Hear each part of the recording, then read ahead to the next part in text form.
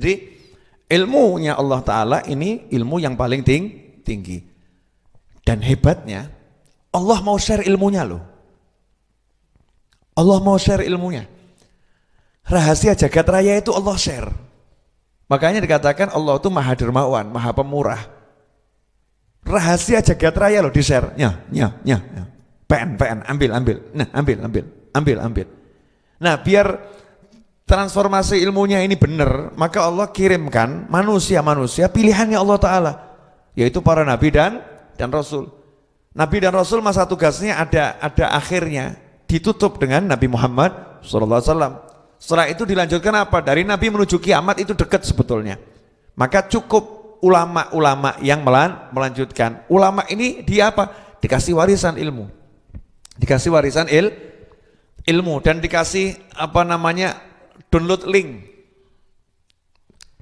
Jadi ulama itu nggak repot sebetulnya. Sebetulnya nggak repot. Kalau udah dapat ya, dapat kata kalau bahasa orang itu fatah, pembukaan, dibuka. Kalau sudah dibuka, diizinkan masuk. Setelah diizinkan masuk itu tinggal pencet linknya, selesai. Link tik, download. Gitu. Jadi gampang itu ilmu. Asal punya linknya. Maka ulama itu sibuk cari link sebetulnya. Berkunjung ke ulama yang lain tuh share-sharean. Kamu punya link apa? Ini, bahas ini. Aku punya link ini, bahas ini. Ini bahasanya biar paham pakai bahasa link ya.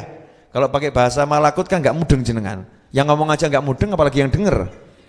Nah, sama-sama nggak mudeng. Punya link. Warisan, namanya warisan itu dari yang asli diturunkan 100% sama, betul kan ya? Namanya juga warisan. Tapi karena yang warisi banyak, maka dibagi. Makanya kita disuruh husnudzon sama setiap ulama. Karena setiap ulama punya warisan tertentu dari Nabi Muhammad SAW. Punya warisan tertentu, ambil tuh warisannya. Nah, kalau kita mau cari itu, hidup tuh jadi gampang. Saya kasih contoh boleh? Ini ilmu paling gampang nih, mau ya? Ilmu paling gampang yang membuat hidup jadi gampang. Ini pemirsa di rumah, nanti Anda kalau lihat YouTube saya langsung ke bab yang ini saja. Awal tadi diloncati nggak apa-apa itu. Ya pokil itu namanya. Curang ya, nggak apa-apa. Langsung ke bab ini. Kasih tahu enggak ya? Udah, boleh saya nanya? Jadi saya ngasih taunya lewat nanya.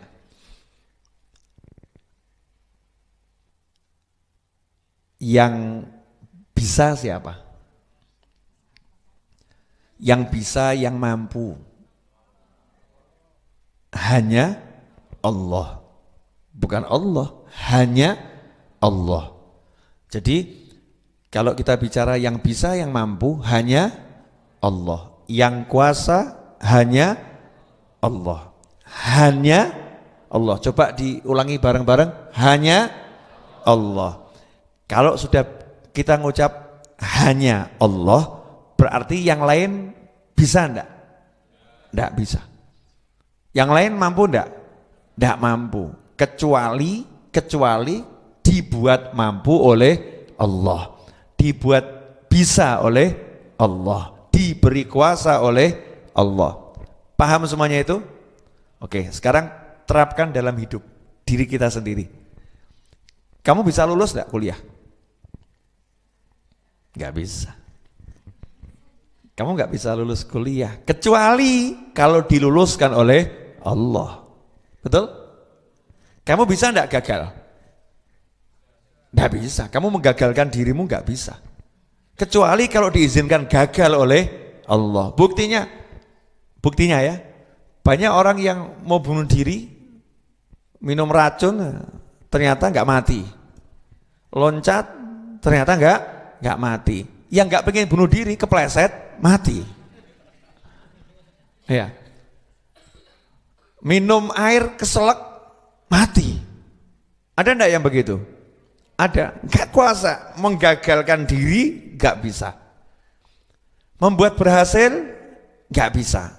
Kecuali kalau dibuat bisa oleh Allah, kecuali diizinkan oleh Allah. Sampai di sini jelas? Oke, sekarang kita ambil bab yang umum terjadi pada manusia akhir-akhir ini, hutang.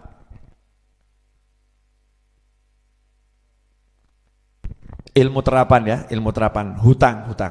Punya hutang? Punya hutang? Punya hutang? Banyak. Banyak ya, banyak. Bisa enggak kamu lunaskan hutangmu? Enggak bisa. Bisa. Yang bisa melunaskan hutang hanya Allah. Yang bisa menjadikan kita tidak bisa melunaskan hutang hanya Allah. Dah, ini mulai asyik ini. Oke, sekarang kita punya tujuan. Saya mau melunaskan hutang. Maka nomor satu kita ngomong saya tidak bisa melunaskan hutang. Selesai. Makanya kalau kamu berpikir kamu bisa melunaskan hutang, itulah langkah awal yang buat kamu stres. Maka setiap kali usaha gagal, stres, nggak punya duit, stres, gitu kan ya? Karena merasa aku bisa melunaskan hutang. Tapi kita cukup ngomong saya pengen melunaskan hutang, di bawahnya saya tidak bisa melunaskan hutang. Melunaskan hutang saya tuh sejak awal. Allah. Ini bukan bab amin dulu, ini bab cara ya, bab cara. Biar paham urutan pola berpikir nih. Pola berpikir. Ini kalau paham ilmu ini dipakai semua hal enak. Ulangi dikit boleh? Buat yang rodok lemot-lemot jadi biar enggak. Ya, saya kan agak lemot. Saya ulangi dikit boleh ya? Jadi yang bisa hanya siapa? Allah. Selain Allah tidak bisa. Kita pakai bab hutang ya, bab hutang. Kita punya hutang. Saya pengen melunaskan hutang, betul? Nah, maka nomor satu kita ingat dulu, yang bisa melunaskan hutang hanya Allah. Saya pengen melunaskan hutang, saya tidak bisa melunaskan hutang, maka ada kata maka saya minta tolong sama yang bisa. Siapa yang bisa? Hanya Allah. Maka saat detik itu juga ketergantungan pada siapapun dan apapun segera buang.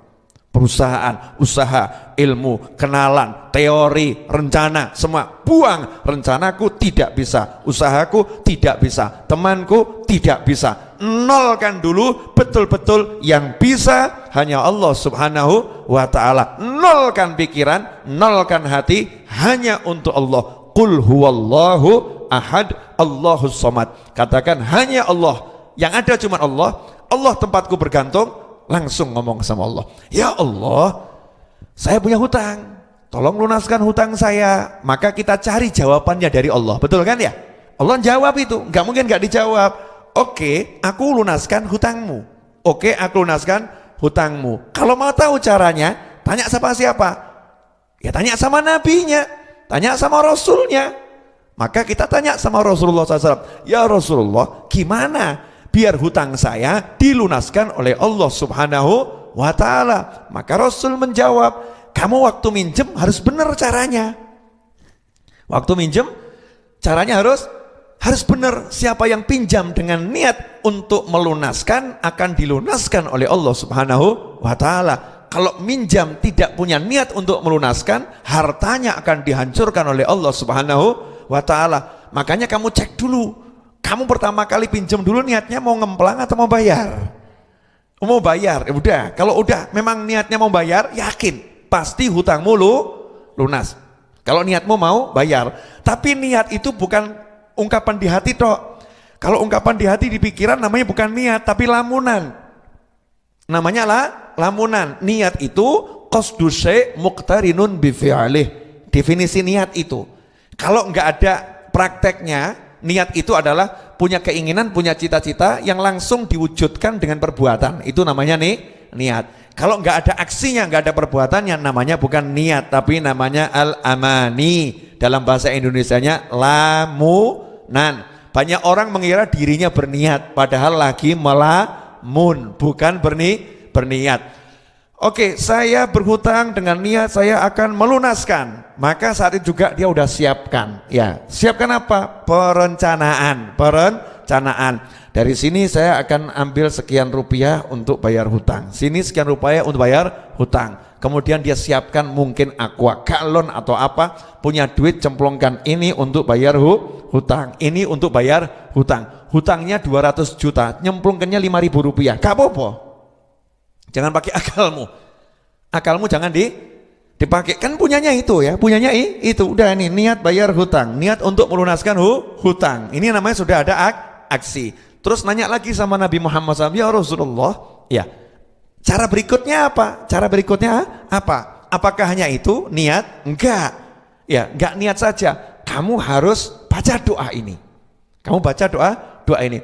Kalau doa ini kamu baca, hutangmu berapapun akan dilunaskan oleh Allah Subhanahu wa Ta'ala. Maka setan bisikin, oh kamu sekedar doa nggak bisa, mana mungkin sih doa akan membuat hutangmu lunas, kamu jangan percaya sama kata ustadz, kata ini dan lain sebagainya. Buktinya Habib Novel sendiri utangnya banyak, tapi lunas bro, ya terbukti kan lunas, betul kan ya? Yang satu ini kan tinggal dikit, dari 7,7 cuma tinggal 4,7 dalam 2,5 bulan kan ya, alhamdulillah. Masa dalam 2,5 bulan dapat 3M itu kan ya, subhanallah kan, luar biasa. Caranya gimana? Caranya ini. Caranya adalah dengan pola pikir yang tadi saya bangun tadi ya, yang saya jelaskan secara terstruktur nih ya, biar kita bisa mengikuti dengan gampang. Oh, diantaranya doa yang ada di Wirdul Latif. Jadi kalau tiap pagi baca Wirdul Latif, insya Allah hutang lunas. Ada di situ ya, ada di situ. Min ghalabatid dain. Ya Allah, bebaskan aku dari dikuasai oleh hutang, ada di situ. Kemudian apa lagi? Allahumma kfini bihalalika an haramika wa aghnini bifadlika amman siwak. Setiap habis sholat baca itu, maka hutangnya akan lunas. Maka hutangnya akan lunas. Kalau setiap habis sholat baca itu, ya sudah, amalkan saja itu, nggak usah mikir lagi. Kamu udah percaya sama Allah, ya, percaya sama Nabi, itu wujud percaya sama Allah. Tugasmu ngapain? Nikmatin hidup. Nikmatin hidup bagaimana? Waktunya ke pasar, waktunya kerja, waktunya ngobrol sama teman. Jangan mikir hutang lagi. Kalau kamu masih mikir hutang lagi, berarti kamu gagal. Gagalnya di mana? Kamu nggak percaya sama Allah Subhanahu wa Ta'ala. Orang percaya itu yakin, orang yakin nggak ragu, orang ragu berarti tidak yakin. Maka kamu tidur dengan santai. Istri nanya, Mas, hutang banyak kok tidur santai, kenapa? Allah yang mau melunaskan, bukan saya. Keren toh? Suami nanya ke istrinya, Dek, hutangku banyak, kamu kok tidurmu bisa nyenyak nih, gimana caranya? Yang bagian melunaskan hutang bukan saya Mas, bukan kamu. Yang melunaskan adalah Allah Subhanahu wa Ta'ala. Allah yang lunaskan, bukan kita. Saat kita mengikuti tahapan-tahapan yang betul. Kalau judulnya Allah yang tempat kita bergantung, berarti yang beresin siapa? Allah. Kalau udah diberesin Allah, beres atau enggak beres? Beres. Mestinya kita tenang atau enggak tenang? Tenang. Di sini kalian makan diberesin siapa? Panitia. Di sini loh ya. Jangan bicara Allah dulu ini. Syariatnya yang dohir dulu. Tadi kan semua sikap hati ya. Dohirnya siapa yang beresin makan? Panitia. Anda percaya sama panitia, nggak mikir lagi gini, nanti makan siang ada ndak ya? Nanya panitia melulu. Panitia makan siang ada ndak ya? Panitia makan siang ada ndak? Panitia jawab, ruwet. Yang satu ini suruh keluar saja cari makan di luar, ya nggak usah diurusin ya, ruwet gitu ya. Sudah di sini dibilang gratis makan, minum, tidur, ya sudah pasti sediakan. Betul begitu kan?